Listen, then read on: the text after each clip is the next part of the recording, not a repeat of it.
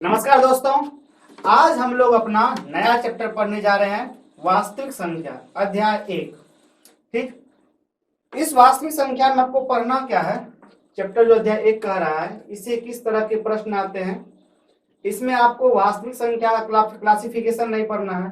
वास्तविक संख्या वाले चैप्टर में आपको संख्याओं के अभाज्य गुणनखंड, यूक्लिड विधि, उसके बाद यूक्लिड विधि से एचसीएफ ज्ञात करना, उसके बाद क्या पढ़िएगा आप लोग? परिमेय संख्या, और परिमेय संख्या का सत्यापन पढ़िएगा आप। शांत और अशांत संख्याओं का बिना विभाजन के द्वारा यह पता करना कि इसका दशमलव प्रसार संख्या का शांत होगा अथवा अशांत।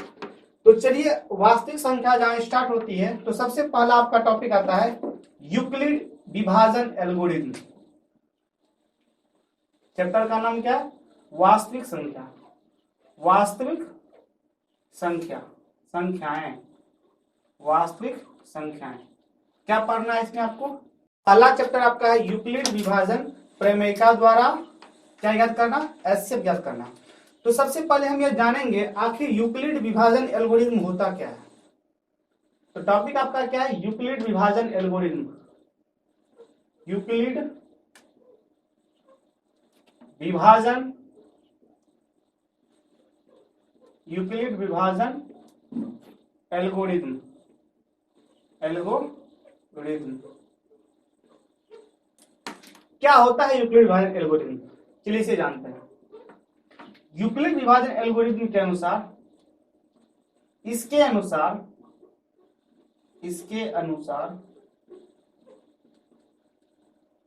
प्रत्येक धनात्मक पूर्णांक, प्रत्येक धनात्मक पूर्णांक,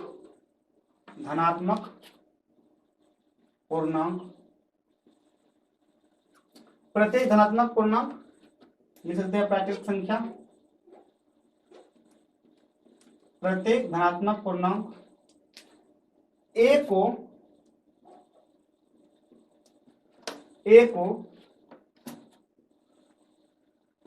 किसी धनात्मक पूर्णांक, किसी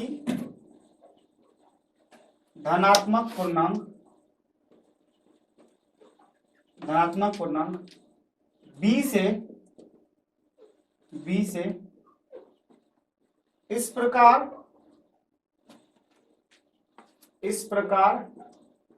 विभाजित किया जा सकता है, विभाजित किया जा सकता है, क्या जा सकता है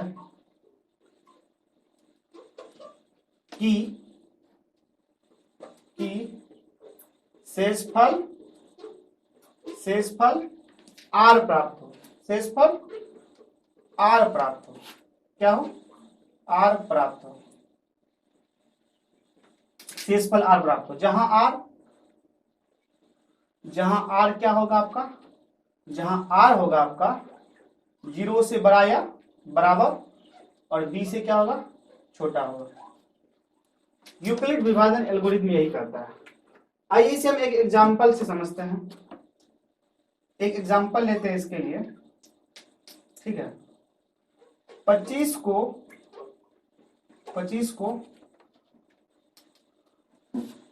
8 से विभाजित करने पर, 8 से विभाजित करने पर चलिए करते हैं। ये 25 में 8 से भाग देंगे। 8 दिए 24, एक ये क्या हुआ? रिमाइंडर। यहाँ हम क्या है? यहाँ ए क्या है आपका? यहाँ ए क्या है आपका? ए है 25, क्या है? ए 25 है। बी क्या है आपका? बी 8 है। बी क्या है? 8 है। क्यों क्या है? 3 है। भागफल क्यों क्या है? 3 है। और आर क्या है? R1 है। यहाँ आर क्या देख रहे हैं हम? आर जो हमारा यहाँ पे है वह 0 से क्या है? बड़ा है।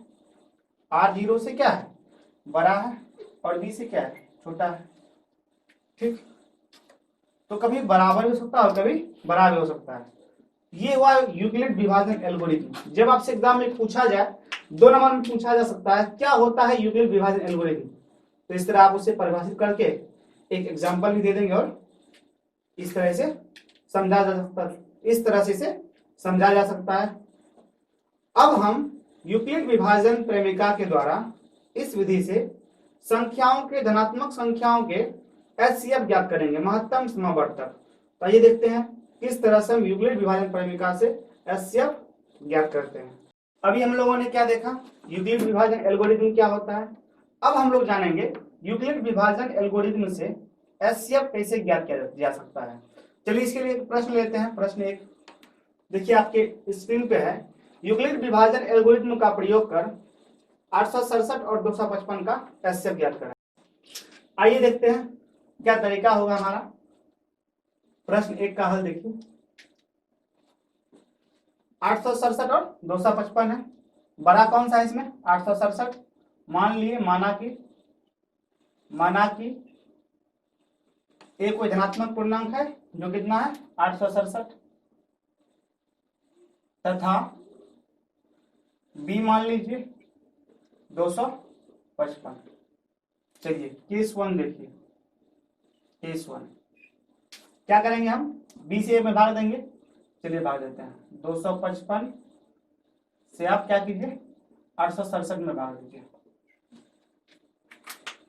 3 बार में इसे, 3 बार में देखिए क्या हो जाएगा, 3 पचे 15, 3 पचे 15 16, 3 दूनी 6 7, 765।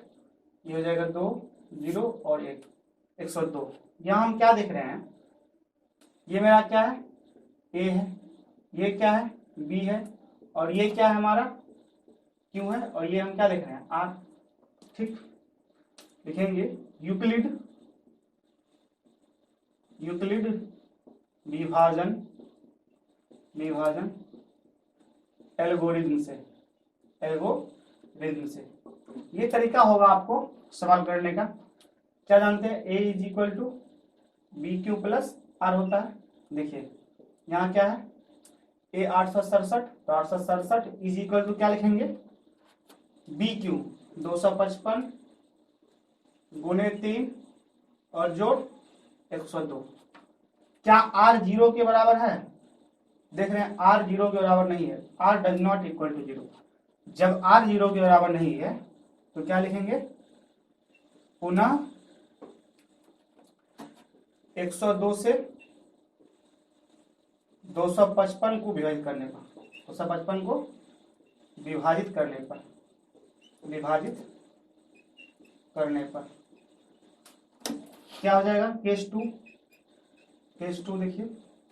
चलिए भाग देते हैं, 102 से 255, 255 को भाग दीजिए, 2 बार में कितना हो जाएगा, 204 1 51 हो गया शेष हमारा। यहाँ क्या लिखेंगे, विभाजन प्रमेयिका से क्या होगा, विभाजन प्रमेयिका से क्या होगा हमारा, A is equal to B Q plus R लिख सकते हैं हम लोग। 255 इज इक्वल टू 102 गुने 2 प्लस आर क्या है 51। आर यहाँ हम देख रहे हैं डज नॉट इक्वल टू 0। जब आर 0 के बराबर होगा वहां हम विभाजन प्रमेयिका को रोक देंगे। चलिए केस 3 देखते हैं, केस 3। अब 51 से क्या करेंगे, 102 में भाग देंगे। चलिए देते हैं 102, ये 2 बार में क्या हो जाएगा 102, ये कैंसिल। यहां हम क्या देख रहे हैं, विभाजन प्रमेयिका से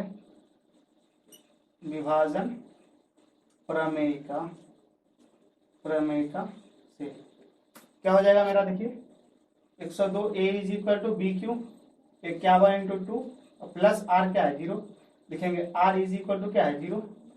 इसलिए अब हम जब आर का मान हमारा 0 के बराबर हो जाएगा हम विभाजन की प्रक्रिया को रोक देंगे और एचसीएफ इस तरह हमारा क्या हो जाएगा, जो बी का मान होगा एचसीएफ बराबर क्या होगा 51, और ये हमारा आंसर है।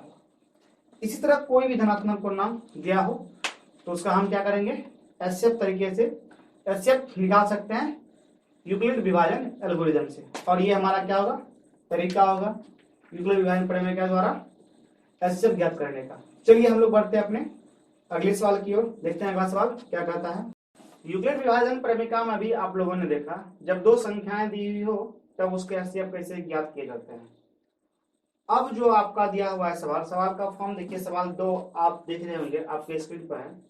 कह रहा है यूक्लिड विभाजन प्रमेय का प्रयोग करके दर्शाइए कि धनात्मक पूर्णांक का वर्ग किसी पूर्णांक m के लिए 3m या 3m+1 के रूप में होगा।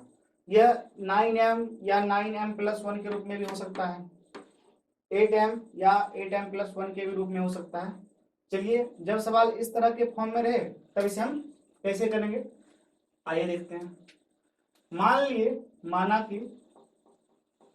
कि a कोई धनात्मक पूर्णांक है, a कोई धनात्मक पूर्णांक है, b बराबर 3 माना, क्या बारे 3।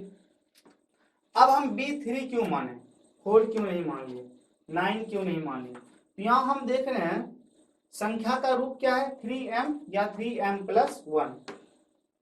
अगर संख्या का रूप 9m या 9m+1 के रूप में होता तो हम b क्या मानते, 9 मानते। अगर 8m या 8m+1 के रूप में होता तो b क्या मानते, 8 मानते। चूंकि संख्या का रूप 3m या 3m+1 के रूप में है, इसलिए b हमारा ये वाला टर्म होगा, 3 होगा। यदि यहाँ पे 9 रहेगा तो क्या मानेंगे, 9 मानेंगे। कोई और सवाल आप खुद से भी लेके कर सकते हैं। चलिए, b क्या माने, 3।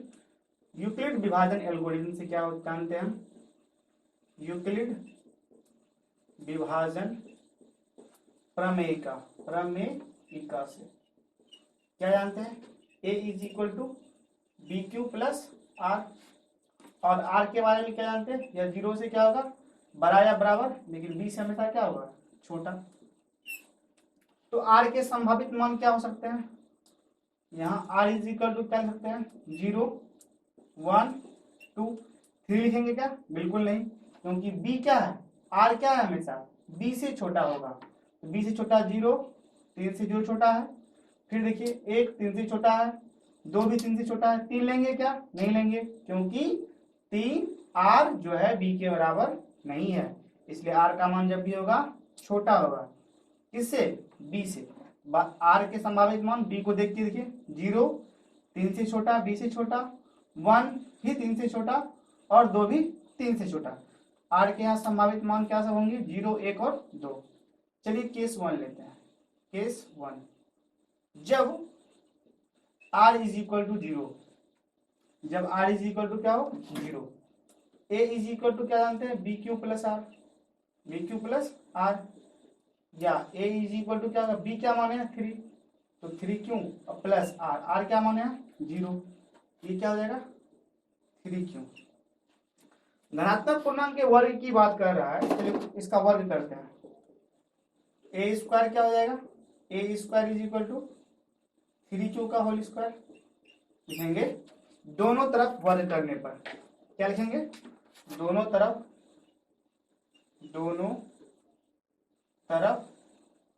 वर्ग करने पर। चलिए आगे देखते हैं, ये क्या हो जाएगा, a² = 9q², क्या होगा, 9q², या इसे क्या ले सकते हैं, 3 कॉमन ले लीजिए, 3 इंटू क्या आ जाएगा, 3q²। ठीक, चलिए ये मेरा क्या आ गया, a²। अब केस 2 की बात करें हम, केस 2 की यदि बात करें तो r = 1 लेते हैं, r = 1 लेने पर, ठीक, तो a क्या जानते हैं, bq + r, फिर से वही काम, b का मान 3q प्लस r का मान क्या है, 1, तो 1 लिख दिए। अब दोनों तरफ फिर से वर्ग करेंगे तो क्या आ जाएगा, ये a² और यहाँ क्या होगा, 3q + 1 का होल स्क्वायर। जब इसे हम सॉल्व करेंगे तो क्या होगा, a + b का होल स्क्वायर क्या होता है, a² यानी कि 9q² + 2ab, तो क्या हो जाएगा, 6q + 1 + b², यानी क्या लिख सकते हैं, a² = क्या लिख सकते हैं हम, यहाँ 3 यदि हम कॉमन ले लें तो आपका क्या बचेगा यहाँ पे 3q² प्लस 2q और ये प्लस 1। आइए अब यदि केस 3 की हम बात करें, केस 3 की, जब r क्या हो, जब r इज इक्वल टू 2 हो, ठीक, a इज इक्वल टू क्या है, a is equal to bq plus r, या a is equal to b क्या है 3q प्लस r क्या है 2। स्क्वायरिंग ऑन बोथ साइड, दोनों तरफ वर्ग यदि करते हैं ये हो जाएगा a² और यहाँ क्या हो जाएगा 3q प्लस 2 का होल स्क्वायर।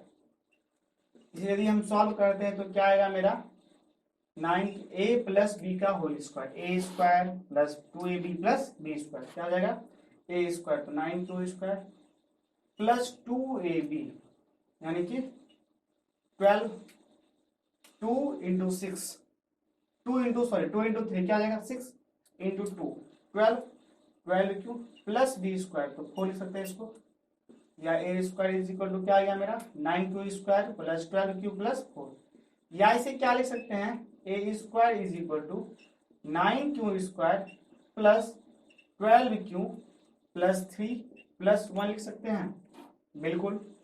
चलिए, या a² इज इक्वल टू, इसमें आप 3 कॉमन ले लीजिए, क्या बचेगा आपका, यहाँ बचेगा आपका 3q² प्लस यहाँ बचेगा 4q प्लस 1 और ये प्लस 1 यहाँ ले लीजिए। चलिए, अब यदि हम केस 1, 2 और 3 को ध्यान से देखें तो स्पष्ट रूप से हम यह पाते हैं कि स्पष्टता हम क्या पाते हैं, स्पष्ट रूप से हम देखेंगे कि केस 1 में क्या देख रहे हैं हम, a² is equal to 3m। अब m का क्या है भाई, जहां m इज इक्वल टू क्या है 3q²। इसी तरह केस 2 में हम क्या देख रहे हैं, केस 2 में हम क्या देख रहे हैं 3m प्लस 1 है, 3m प्लस 1, यहाँ m क्या है हमारा, m इज इक्वल टू क्या है 3q² प्लस 2q, क्या है 3q² प्लस 2q। और यदि हम केस 3 देख रहे हैं, हम केस 3 में क्या देख रहे हैं हम, a² is equal to 3m plus 1, यहाँ m क्या है मेरा, जहां m क्या है देखिए, m यहाँ हमारा है 3q² प्लस 4q प्लस 1, ये हमारा m। तो स्पष्ट रूप से हम क्या पा रहे हैं कि स्पष्ट रूप से हम देख रहे हैं किसी धन पूर्णांक का वर्ग या तो 3m आ रहा है या 3m प्लस 1 आ रहा है, क्या आ रहा है 3m प्लस 1 आ रहा है। लिखेंगे अतः किसी धन पूर्णांक का वर्ग 3m या 3m प्लस 1 होगा, जहां m एक क्या है पूर्णांक, जहां m एक पूर्णांक है, m एक पूर्णांक है। तो इस रूप से हम दर्शा सकते हैं इसे कि किसी धनात्मक पूर्णांक का वर्ग 3m या 3m प्लस 1 होगा। चलिए हम बढ़ते हैं अपने अगले कॉन्सेप्ट की ओर। अगला कॉन्सेप्ट आपका होगा अभाज्य गुणनखंड विधि से एचसीएफ और एलसीएम ज्ञात करना। अभाज्य गुणनखंड विधि से आप क्लास 9 में भी एचसीएफ और एलसीएम ज्ञात करने सीखे हैं। चलिए देखते हैं अगला कॉन्सेप्ट अभाज्य गुणनखंड। तो कोई भी एक भाज्य संख्या है तो उसे हम अभाज्य गुणनखंड के रूप में व्यक्त कर सकते हैं, या इसे इस तरह भी हम कह सकते हैं कि अभाज्य गुणनखंडों का गुणनफल जो होगा वह एक भाज्य संख्या होगा। क्या होगा, एक भाज्य संख्या होगा। चलिए मान लीजिए 36 एक संख्या है, 2 से दिए 18, फिर 2 से डिवाइड 9, फिर 3 से क्या हो जाएगा ये 3। तो 36 का यदि हम अभाज्य गुणनखंड लिखना चाहे तो क्या लिखेंगे 2 इंटू 2 इंटू 3 इंटू 3, ठीक। इसी तरह कोई भी आप संख्या ले सकते हैं। मान लिया हम ले लिए इस बार 48, इसका यदि अभाज्य गुणनखंड करना चाहें तो क्या हो जाएगा, 2 से 24, फिर 2 से 12, फिर 2 से 6, फिर 2 से 3, तो 48 का अभाज्य गुणनखंड क्या होगा, 2 इंटू 2 इंटू 2 इंटू 2 इंटू क्या 3, ये होगा। यहाँ हम छोटा सा छोटा संख्या लेके आपको आसानी से निकालने के लिए बताएं। अब हम प्रश्न को लेते हैं और प्रश्न में हम अभाज्य गुणनखंड भी करेंगे और अभाज्य गुणनखंड से हम एलसीएम और एचसीएफ भी निकालेंगे। अभाज्य गुणनखंड आप क्लास 9 में भी सीखे होंगे, एचसीएफ और एलसीएम निकालने के लिए। एचसीएफ में क्या करते हैं हम लोग, एचसीएफ में हम न्यूनतम घात वाले पूर्णांक को लेते हैं, ठीक, और एलसीएम में क्या करते हैं, एलसीएम में मैक्सिमम घात वाले पूर्णांक को लेकर उसे मल्टीपल कर देते हैं। चलिए हम एक प्रश्न लेते हैं और उसका अभाज्य गुणनखंड की विधि द्वारा एचसीएफ और एलसीएम भी ज्ञात करते हैं। आइए देखते हैं हमारा प्रश्न क्या है। आइए आपके स्क्रीन पर सवाल है, देखिए क्या कर रहा है सवाल की संख्या आपको दी हुई है 510 और 192। तो अभाज्य गुणनखंड विधि से एचसीएफ और एलसीएम ज्ञात करें और सत्यापित करें कि दो संख्याओं का गुणनफल एचसीएफ और एलसीएम के मल्टीपल के बराबर होता है। चलिए सबसे पहले अभाज्य गुणनखंड निकालते हैं 510 का। अभी आपको बताए हम संख्या छोटा संख्या लेकर, अब ये 510 संख्या है, 2 से दीजिए भाग, 2 दूनी 4, 2 पंचे 10 और फिर 2 पंचे 10, 255। फिर क्या कराएगा, 5 2 5 5 10 2 12, 3 से डिवाइड कीजिए, 3 से क्या होगा, 3 8 24, 3 5 15, 5 से हो जाएगा 17 5 85। तो 510 को अभाज्य गुणनखंड यदि हम लिखना चाहें 510 का तो क्या लिख सकते हैं, 2 इंटू 3 इंटू 5 इंटू 17, ये क्या हुआ 510 का अभाज्य गुणनखंड। इसी तरह 192 का चलिए निकालते हैं, 192 का पुनः 2 से क्या होगा, 2 9 18, 2 6 12, 96, फिर 2 से 48, फिर 2 से 24 और यदि फिर 2 से खिलाएं तो 12, फिर 2 से खाएगा ये 6, तो फिर 2 से 3, तो 192 का क्या हो गया अभाज्य गुणनखंड, 2 गुने 2 गुने 1 2 3 4 5 6 लिख सकते हैं 2 पे पावर 6 इंटू फिर क्या है 3।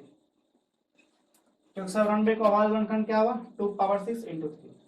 अब एलसीएम क्या होता है, पहले एचसीएफ की यदि बात करें, एचसीएफ क्या होगा हमारा, तो न्यूनतम पूर्णांक घात वाले संख्याओं का गुणनफल क्या हो जाएगा। एचसीएफ कैसे निकालेंगे, न्यूनतम पूर्णांक घात वाले संख्याओं का गुणनफल,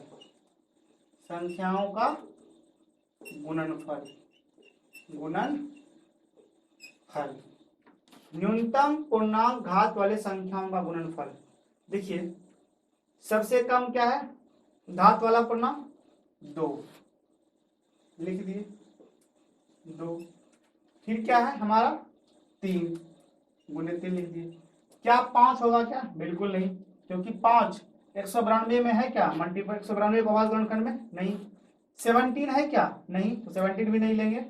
2 इंटू 3 6, तो एचसीएफ क्या हो गया, इसलिए हमारा एचसीएफ क्या हो गया, एचसीएफ इज इक्वल टू 6। अब एलसीएम क्या निकालेंगे, अधिकतम पूर्णांक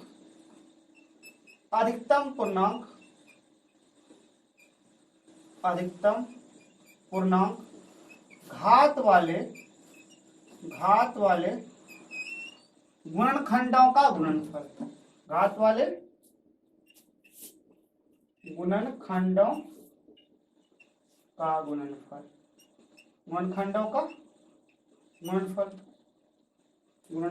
का गुणनफल, गुणनफल लिख दीजिए, गुणनखंडों का गुणनफल।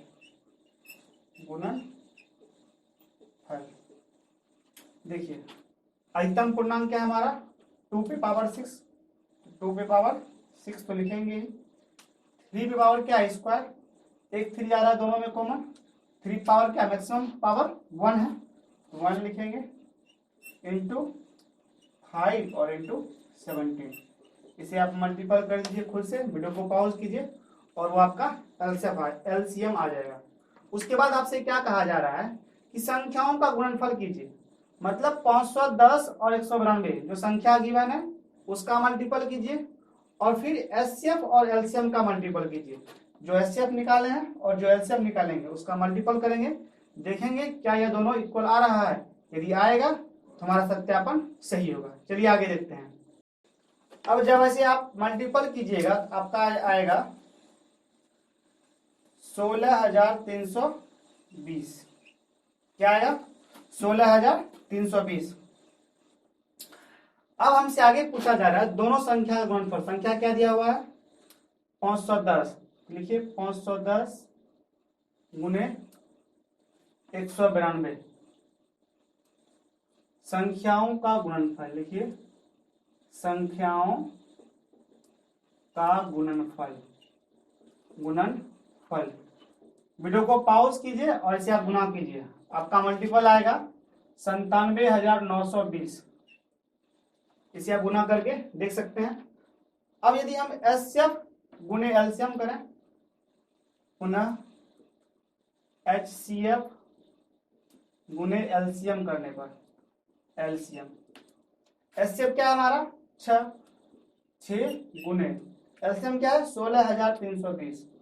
16,320 चलिए से गुना करते हैं हम। 6 से कीजिए, सुनिए 6 दूनी 12, 6 3 18 1 19, 6 गुने 6 36 और 36 1 37 और 3 6 कम 6 3 9 97,920 देख रहे हैं। इसका अर्थ हुआ कि संख्याओं का गुणनफल एचसीएफ और एलसीएम के गुणनफल की क्या है? बराबर देख रहे हैं हम। तो लिख सकते हैं इसलिए दो संख्याओं का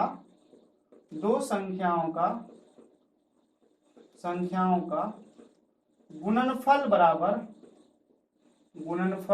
बराबर